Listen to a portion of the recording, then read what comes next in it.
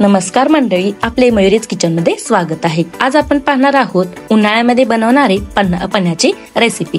तर इथं मी 3 कैऱ्या घेतलेल्या आहेत, त्या कुकर मध्ये शिजवून घेतलेल्या आहेत।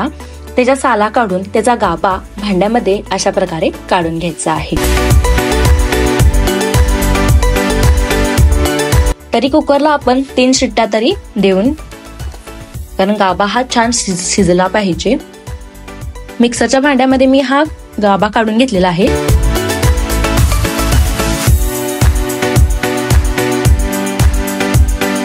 त्यामध्ये पुदिन्याची हिरवीगार पानं घालून घेतलेली आहेत। आता ते छान प्युरी करून घेऊ। त्यामध्ये मी चाट मसाला घातलेला आहे 2 चमचे, गूळ घालू शकता किंवा आवडीप्रमाणे साखर सुद्धा घालू। मी ते मिक्स करून घेतलेलं आहे। आता ती प्युरी मी एका भांड्यामध्ये काढलेली आहे। त्यामध्ये दाटसरपणा, जितकं आपलं पन्ह दाट आहे त्याच्यानुसार त्यामध्ये पाणी मावत जातं। तुम्हाला जितकं पाणी हवंय तितकं तुम्ही घालू शकता। आता मी थोडीशी वरून वेलची पूड घातलेली आहे। उन्हाळ्यामध्ये हेल्दी, शरीरामध्ये एनर्जी टिकवून ठेवण्यासाठी हे पन्ह खूप हेल्दी आणि खूप छान आहे।